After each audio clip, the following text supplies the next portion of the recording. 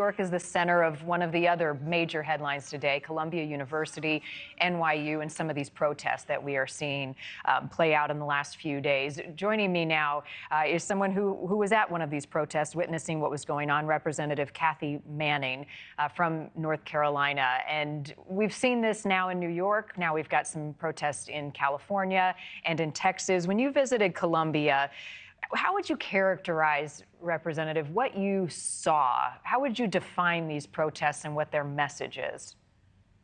Unfortunately, I think the protests have crossed the line from appropriate free speech into chaos, disruption.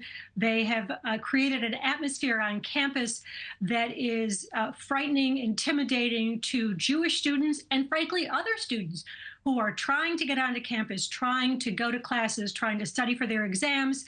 And the chants that we have heard are, frankly, horrific, calling for the destruction of the state of Israel, supporting Hamas. Hamas is the terrorist group that invaded Israel, slaughtered 1,200 civilians, and continues to hold hostages, including American hostages. And we just yesterday saw the release of a video of Hirsch Goldberg Poland, a young man, an American, whose part of his arm was blown off by a grenade that Hamas threw into a bomb shelter they were hiding in. He's been hostage for 201 days.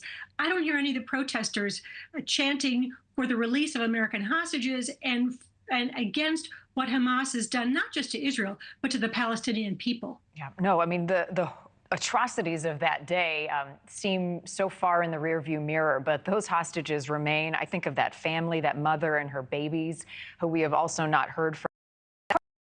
That's what these have been called over the last few days, but safe to say this is much more than pro-Palestinian protests, anti-Semitic, anti-Israel, from what you've seen.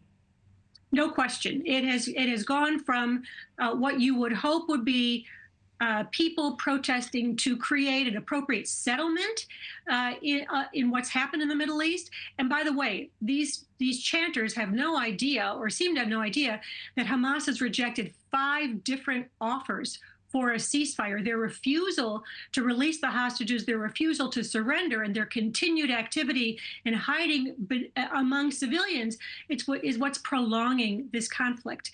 And I wish that the universities not only could get control of what's happening on the campuses, but could use this as a teachable moment to teach about what's really going on in the Middle East, to teach the long history of the conflict, and also to teach the students about the dangers of anti-Semitism, not just to Jews, but to the foundations of our democracy. Some Republican lawmakers who visited the Columbia protests say it's time for the leadership of that university to step down. Do you think that it's time, and should the National Guard also be responding?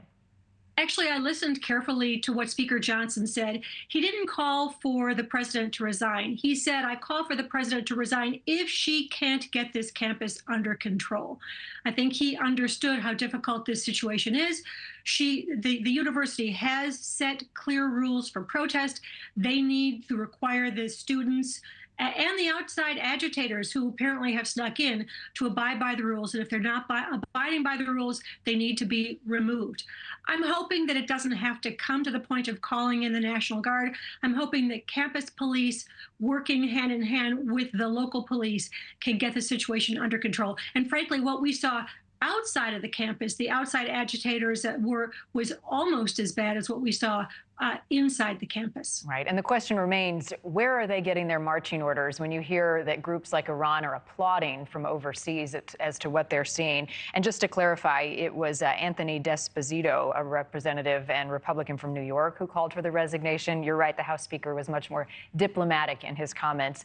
Congresswoman Kathy Manning, thank you for being with us. I appreciate your time. Thank you. Thank you for watching. Go to newsnationnow.com to find NewsNation on your television provider. And don't forget to click the red subscribe button below to get more of NewsNation's fact-driven, unbiased coverage.